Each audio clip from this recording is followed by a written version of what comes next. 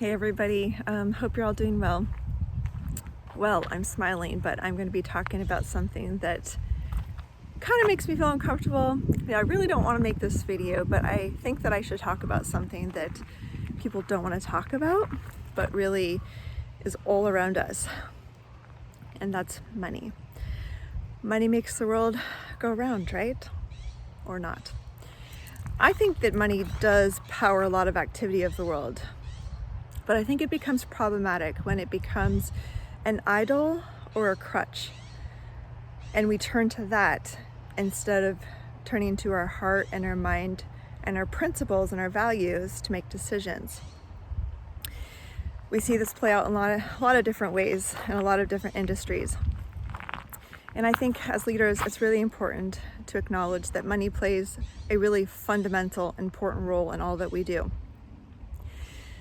But if we are dependent on money, as like the driving force that makes all of our decisions, I think we are setting ourselves up for a world of hurt. I truly do. I truly do. And I mean, it's I think very challenging to not give in to that temptation, because we need money to do things, to pay people salaries, to operate programs, to pay for lights on in the building. We need money. And money, I don't think money is inherently bad, but when I think that it can take on some dark forces when we put money up here and we become dependent on that to determine all of our course of action, especially for believers, because I think that we're accountable to God and our principles should really reign first. And I think that we should have faith over fear. And, even in our dark hours where we're just afraid that we don't have enough money to keep the lights on, to pay the salaries, to operate the programs, I think that we can stand in our faith and believe that we serve a great God and He will deliver for us. So I'm just a little bit concerned that with the growing anxiety about, funding the work of the humanitarian world and other areas of life, that there's this, that we're going to keep turning to money to kind of be the central force or the driving force of all of our decision making.